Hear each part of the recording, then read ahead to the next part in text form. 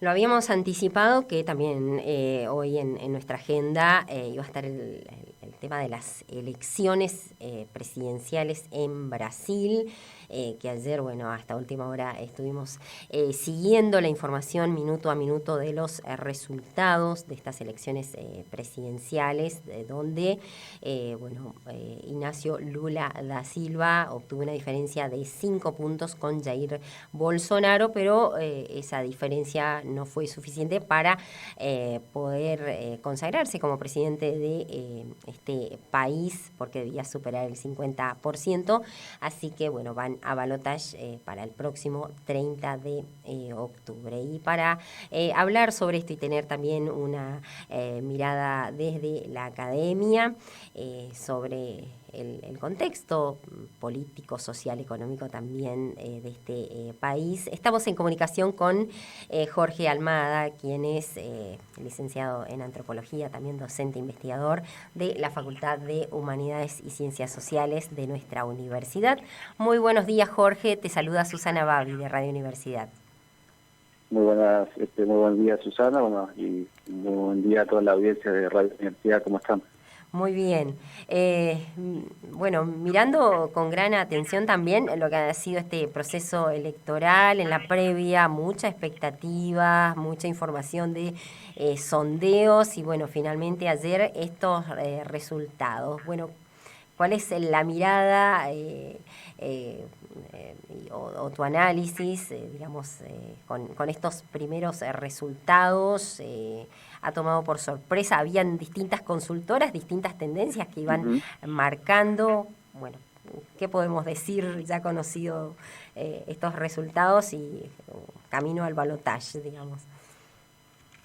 Sí, es interesante, Susana, lo que mencionabas, porque las proyecciones estadísticas previas, que siempre tienen sus cuotas de interés o de formación, muchas veces daban un 50% a Lula y un 34% más o menos a Bolsonaro en las proyecciones previas, ¿no?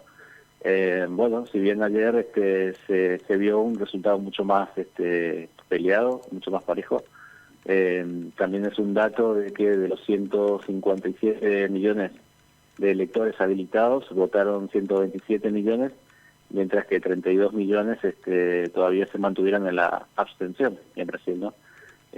Podría ser un dato interesante también acerca de la despolitización o cómo las posturas antipolíticas finalmente favorecen las fórmulas conservadoras, ¿no? Otro elemento como para sumar es que la jornada fue bastante tranquila en general. Los corresponsales que tuvimos desde PIA Noticias, una agencia de noticias internacionales, nos decían que tanto en San Pablo como en Río de Janeiro y otras partes el comicio se desarrolló de forma bastante normal, tranquila en general. Y en cuanto a posibilidades de análisis, se ingresa en una nueva ronda electoral donde cada sector, tanto en el caso de Lula Silva como de Bolsonaro, van a desplegar nuevas alianzas o desplegar esas alianzas, y nos pareció interesante para compartir toda esta nota una entrevista que se le ha hecho hace muy poco a João Pedro Estevile, que es el referente del MST, ¿no?, del Movimiento Sin Tierra de Brasil. Y él, en una de las cosas que decía, que más allá de que Lula pueda perder, eventualmente lo más importante es que pierda el bolsonarismo, ¿no? Es desterrar, decía, o terminar de poder confrontar al bolsonarismo que va a quedar, ¿no? Y ayer también otro dato importante es que además de elecciones presidenciales hubo elecciones a senadores, diputados y gobernadores en Brasil, en cuyos resultados el bolsonarismo sacó buenos resultados en estados y en senadores también. Entonces también nos sirve eso para pensar lo que va a quedar con una victoria de Lula Silva. Esperemos que se dé en ese sentido. Pero esto que decía João Pedro Estevile se ha instalado una forma de hacer política, se han instalado ciertos sectores de la burguesía o pequeña burguesía brasileña, y él decía tenemos que terminar de desterrar al bolsonarismo, que es lo que va a quedar todavía en este proceso, ¿no? Uh-huh. Y en el Congreso también, ahí Bolsonaro ha tenido también, digamos, sus aliados y seguidores han obtenido importantes bancas. Sin duda, incluso vinculado al proceso de guerra judicial, digamos, o guerra por medio judicial, algunos de los fiscales y jueces, digamos, que en su momento llevaron la bochornosa condena a Lula, fueron candidatos recientemente y ganaron este domingo, ¿no? Entonces eso está mostrando que que estos sectores tienen fuerza y poder de convocatoria todavía, y eso es lo que va a quedar, digamos, en el Brasil de un Lula seguramente con una condición de fuerza que va a tener que enfrentar, que van a ser estos sectores, ¿no? Uh-huh. Veíamos ahí algunas agencias de noticias que decían, bueno, esta será una segunda vuelta más ajustada, hay una fuerte polarización en el país. ¿Cuáles son los desafíos también y que va a tener Lula, por un lado, para poder conseguir esa diferencia, para poder, digamos, restarle a Bolsonaro en este contexto? Bueno, ahí ustedes estaban pasando, tenían lista en la producción también audios de tanto de Lula como de Bolsonaro, y en el discurso de Lula se ve un poco esto, ¿no? Es decir, agradecer el apoyo más allá del partido del cual vino y salir a construir alianzas, ¿no? En el discurso que dio se vio esta característica, ¿no? En Brasil hay que poder pensar una cuestión que es la siguiente, y es la del llamado centrado, ¿no? Que quiere decir todo un espacio político que son de centro derecha, ¿no? El centrado abarca mucho del espacio político de Brasil, y sobre ese espacio seguramente Lula va a construir alguna alianza, ¿no? Lo importante, me parece también desde los sectores populares, las organizaciones sociales en Brasil, es la disputa sobre el programa de gobierno, ¿no?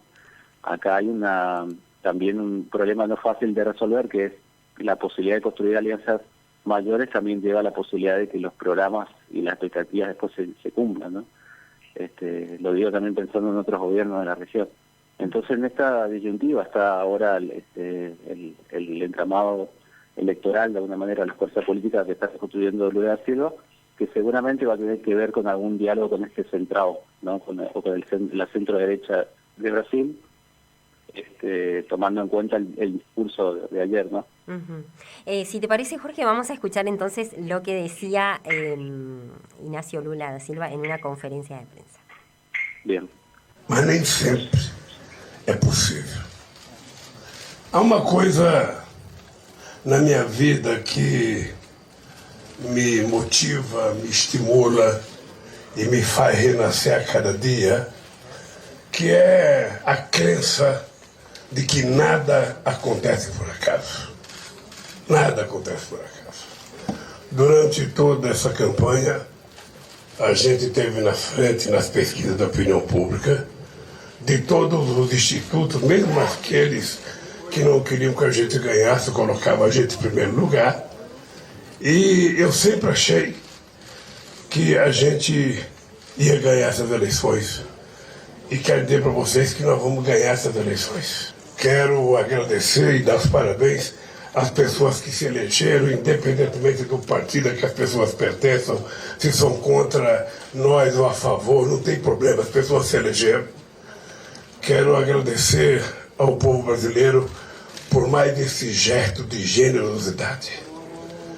A gente, para avaliar bem o que está acontecendo hoje, a gente tem que lembrar o que estava acontecendo há 4 anos atrás. Há 4 anos atrás, eu era tido como se fosse um ser humano jogado fora da política.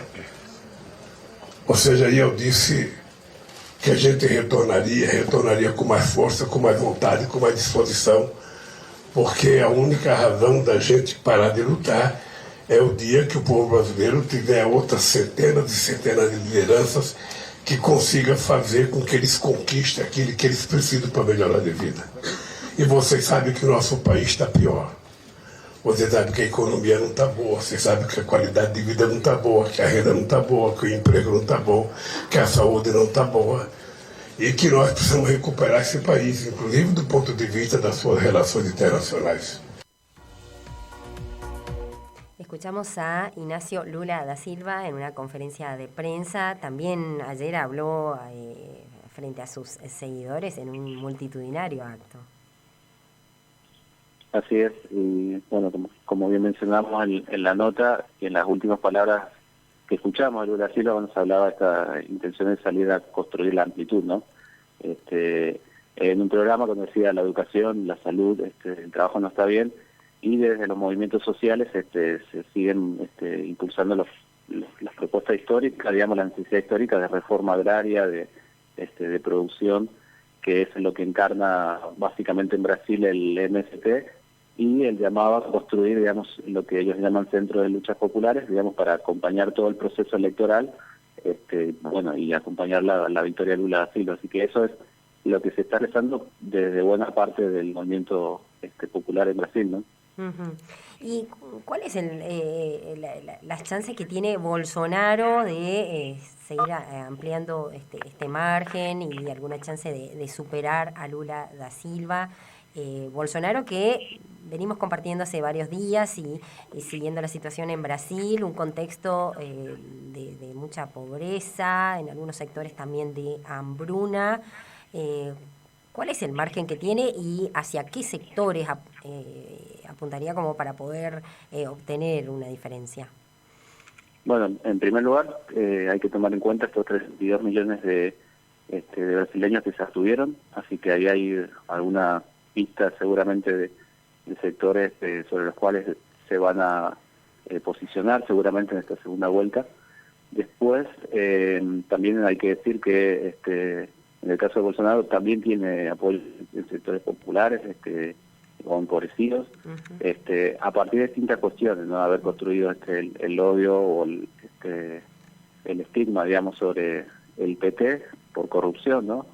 Es decir, ayer se escuchaba muchas veces aquellos que decían que no iban a votar a Lula, lo decían porque lo definían como ladrón o que se había robado el Brasil, ¿no? Esa es la consigna.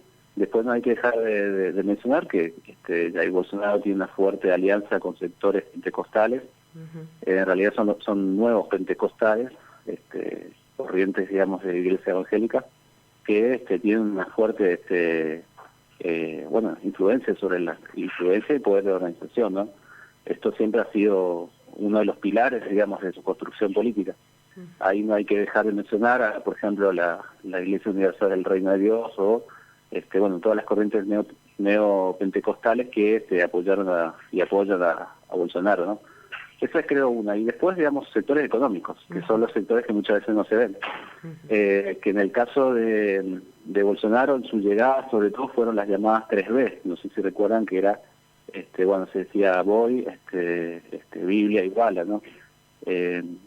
Cuando se decía Boy, digamos, eran sectores ganaderos que apostaban a la victoria de Bolsonaro, digamos, la Biblia, los sectores pentecostales, y en el caso de Balas, ciertos sectores de las Fuerzas Armadas de Brasil, que ahí hay que tomar en cuenta que en Brasil las Fuerzas Armadas tienen un peso político específico, y también juegan en la política nacional de Brasil, ¿no? Eso no sin fisuras. En los últimos tiempos hubo fisuras o críticas a Bolsonaro desde la milicia, la llamada milicia, que es en realidad los sectores de las Fuerzas Armadas, y ahí habría que ver, ¿no? Cómo va a jugar también ese actor, si se va a fragmentar, porque también hay que decirlo que en términos geopolíticos siempre el militar brasileña procuró mantener autonomía, ¿no?, para sus negocios, y en esa autonomía no dejarse imponer la posibilidad o no de comerciar, por ejemplo, con China, ¿no? Uh-huh. Cuando Estados Unidos viene avanzando en ese sentido. Entonces eso es algo de lo que explica que más allá de que el gobierno de Bolsonaro es de corte neopentecostal, conservador, ¿no? No se alinea automáticamente en todas las últimas definiciones que Estados Unidos sí pidió al resto de los países, ¿no? Digamos, hay algunas explicaciones que le dan lógica a eso. Así que yo te diría un trabajo sobre esos 32 millones de brasileños que se abstuvieron, sobre los sectores de poder, y no obstante decir que esperamos eventualmente una victoria de Lula, no hay que dejar de ver que estos sectores de poder ya tienen lugares conquistados, o sea, ya han conquistado lugares en gobernaciones, en senadurías y también en lugares de diputados, así que esto es lo preocupante, ¿no? Cómo se han instalado y qué capacidad van a tener de condicionar o no al nuevo gobierno, ¿no? Creo que ahí está lo central. Bien. ¿Y qué rol juegan acá los brasileños desde el exterior que han podido votar? Hemos seguido, bueno, en algunos países disponían de pocas horas para sufragar. ¿Pueden también ahí, digamos, mover un poco la balanza? Bueno, mira, en términos de, por lo menos, de intención electoral, lo que vimos ayer, lo que nos comentaban nuestros corresponsales es que, bueno, los brasileños en el exterior votaron más que nada por Lula da Silva, ¿no? La corriente fue hacia Lula da Silva. En una elección muy reñida sí podrían llegar a hacer un aporte. Por ejemplo, nos llegaron los primeros datos ayer de Nueva Zelanda o de Gran Bretaña, de brasileños en el exterior que votaron por Lula da Silva, ¿no? Podría ser un elemento. Yo te diría también esto de la abstención, y por otro lado, qué propuestas o, digamos, cómo se va a configurar, sobre todo las fuerzas populares, digamos, acompañando a Lula, y esto quiere decir sindicatos, esto quiere decir, bueno, personajes de la cultura que lo estuvimos viendo, que hicieron su aporte también, ¿no? Como, por ejemplo, el director de cine Wagner Moura, bueno, Daniela Mercury, distintas personalidades que se posicionaron, ¿no? Bueno, esto es un aporte, pero no hay que dejar de ver también lo que pasa en las bases sociales. Y ahí hay otras cuestiones, ¿no? Es decir, hay una metáfora muy cortita que te la quería dejar, que es cuando gana Bolsonaro en Brasil, en las favelas, pero en lugares populares. Muchas veces se decía que las políticas sociales, los derechos que se habían conquistado en su momento, habían sido un regalo divino, ¿no? Un regalo de Dios. Y bueno, sobre estas cosas me parece que, digamos, la fuerza central de Lula, que es el PT, va a tener que trabajar, digamos, su vinculación con los sectores barriales, de trabajadores estudiantiles, ¿no? Creo que en este tiempo se ha tratado de aislar al PT y de estigmatizarlo para que no tenga inserción de los jóvenes en los sindicatos ni en los barrios, ¿no? Me parece que ahí está el desafío central para lo que se viene. Bien. Jorge, te agradecemos muchísimo por tu tiempo, por tu análisis, por tu mirada sobre, bueno, lo que está ocurriendo en Brasil. Por favor, gracias a ustedes y a disposición. Hasta pronto. Hablamos con Jorge Almada, es antropólogo social, docente investigador de la Facultad de Humanidades y Ciencias Sociales de nuestra universidad. Además conduce el programa Mundo al Revés, que se emite en la televisión universitaria, una transmedia, y colabora con PIA, la Agencia de Noticias Internacionales, y con Telesur, compartiendo este análisis. Ya conocido los resultados de las elecciones en Brasil, donde Luis Ignacio Lula da Silva y Jair Bolsonaro van por la segunda vuelta el próximo 30 de octubre. Y recordemos, en Brasil, además de la presidencia, se elegían gobernadores en 27 estados, 21 senadores, 513 diputados federales y más de 1000 legisladores regionales.